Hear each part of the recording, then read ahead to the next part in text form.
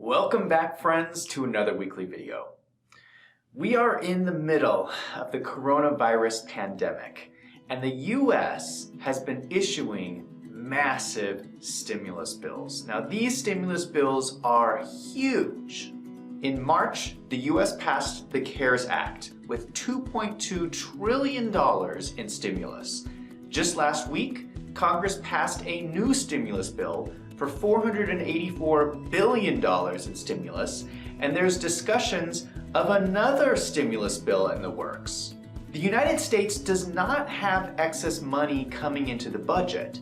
So the question is, whenever there's these big stimulus bills, who's paying for them? What happens is the Federal Reserve prints more money to send more US dollars into the economy to generate more growth.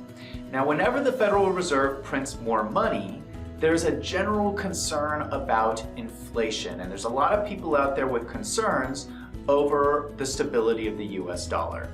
I've been noticing a bunch of videos go on YouTube lately about people raising these issues. So I wanted to make this video and explain how currency markets really work.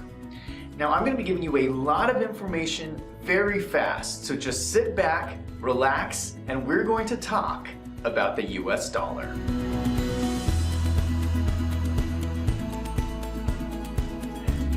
The most important thing in any discussion about currencies is that the real issue is about pricing. This is a practical day-to-day problem everyone faces in the real world. When you go to the store and you buy a loaf of bread, you want that price to be fairly consistent. So imagine you go to buy a loaf of bread. Let's say it is about $2.50. You're going to pay for that bread with some currency. If that currency is unstable, the price of the bread is going to fluctuate wildly. So suddenly, that loaf of bread might be $4 one day or $1 the next day. That is why it is so important to have stable currency markets. Without it, your simple day-to-day activities become almost impossible. Many of you will know the history of the Federal Reserve. The goal of the Federal Reserve is to manage inflation of the currency and maintain stable prices. The US used to be on what's called the gold standard, meaning the US dollar was tied to the price of gold. Gold is a commodity which fluctuates wildly. So your currency then fluctuates wildly, and the price of bread fluctuates wildly. The US abandoned the gold standard in 1971, which makes the US dollar a fiat currency. This means it is not backed by anything other than the US government. This allows the Federal Reserve to manage inflation of the currency without having to worry about fluctuations in the price of gold. The result of all of this is that you can then go to the store and buy a loaf of bread with some confidence that the prices are going to be fairly stable, somewhere around $2.50. I cannot emphasize enough how important it is to manage inflation. You can look at many examples throughout history that when currencies become unstable, revolutions happen. People become very upset when their money suddenly becomes worthless. Governments are overthrown, things become violent, and the most famous of these examples is the massive inflation that Germany experienced right before World War II. They had massive inflation, and this was one of the main drivers that enabled the Nazi Party to come to power. The Federal Reserve in the United States knows this, and you can see this in the importance they have placed in policy decisions on managing inflation. The most important thing is maintaining the stability of the currency. The proof of this is that the US dollar is what is called the reserve currency of the world. This means there are institutions around the world that have money in their savings account. A lot of this money around the world is kept in US dollars as the reserve currency. This is done because the US dollar is known as a stable currency. It's not going to fluctuate wildly in value. Now, the currency market is the largest financial market in the world. It is much bigger than the stock market. So let's take a look at a chart. This is from the Bank for International Settlements, and this shows the volume of trades as a percentage. And you can see that the US dollar makes up 88% of the currency trades. The US dollar is by far the most used currency in the world. This also shows what are considered the top 4 most attractive currencies: the US dollar, the euro, the Japanese yen, and the British pound sterling. So if you're going to hold money in your savings account, you are generally going to hold one of those 4 currencies because they are generally accepted as the most stable. We also see on this chart the Australian dollar, the Canadian dollar, the Swiss franc, and the Chinese renminbi. An important feature when you discuss currencies is that strategically, they are a zero-sum game. There is always a winner and a loser because you're always transferring from one currency to another. We're talking about your savings account, so it needs to exist in some form of currency. If you wanted to get out of US dollars, you would convert them to euros, or you would convert euros to pound sterling or some other currency. So the question we are looking at is whether the US stimulus bills will make the US dollar unattractive. So on a practical level, what's going to happen here? If it's unattractive, you're going to take your US dollars and convert them into some other form of currency, probably one of the other 3 of the top 4 major currencies. So let's go down the list and talk about each of the other 3 main currencies. The euro is a fairly young currency. The euro started in 1999, so it has only been around about 20 years. The point of the euro is that by combining all of Europe, you would have an economy that could rival the United States. But unfortunately, the euro has had a lot of currency issues over the last 20 years.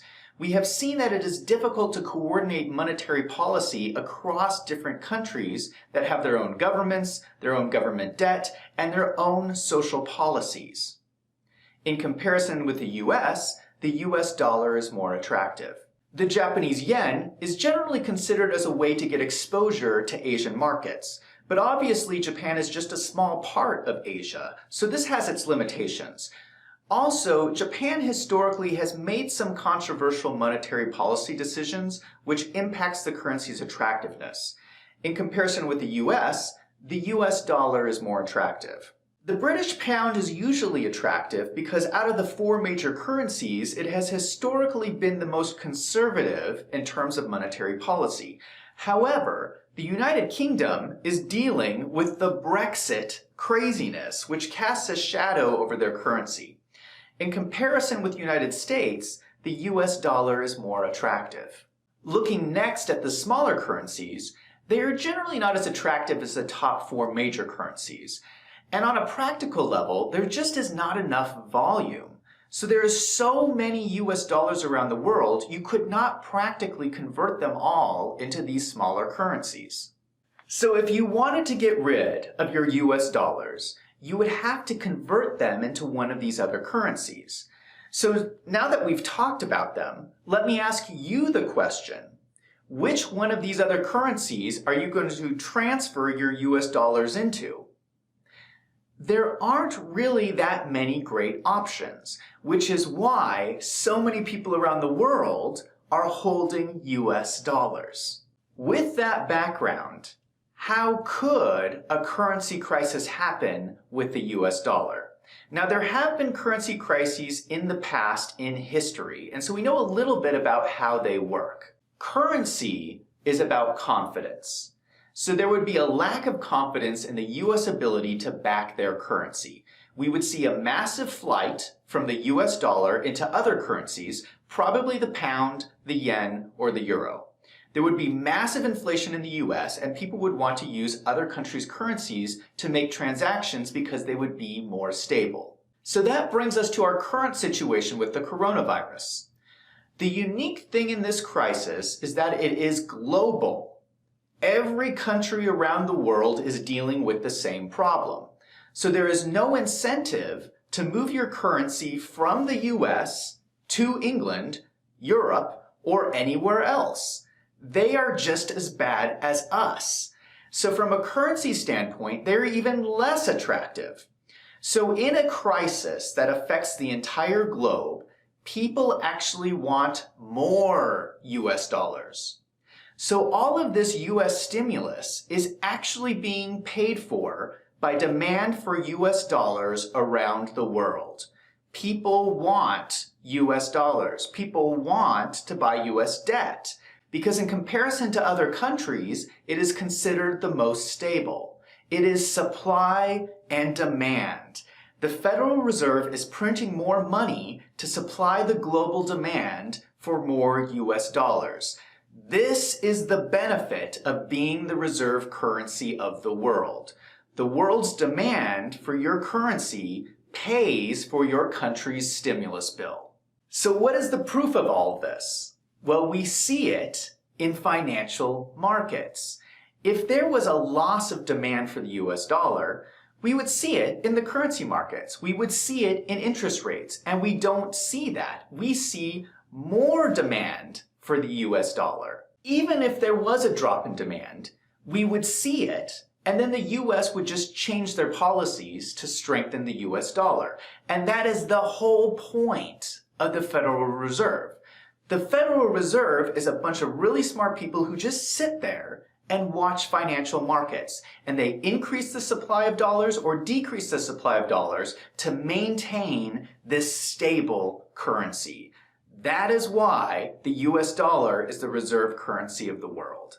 Now, I'm not saying that the US dollar could never suffer a currency crisis. Of course, currencies can collapse, but the current coronavirus pandemic is not one of the scenarios that leads to currency collapse. Because everyone is suffering the same fate around the world. The scenario you have to worry about is, let's say the United States was suffering from the coronavirus and there was no coronavirus in Europe. That would create a huge economic disparity, and you would start to see currencies move around the currency markets.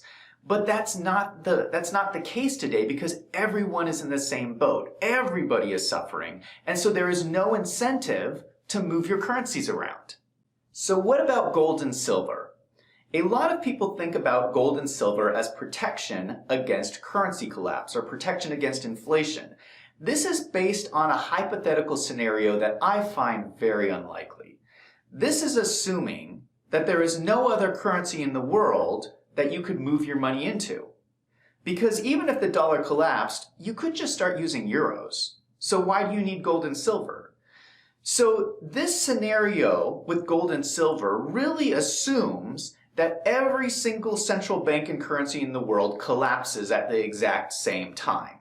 There would be no currency available to use, so people would fall back on gold and silver.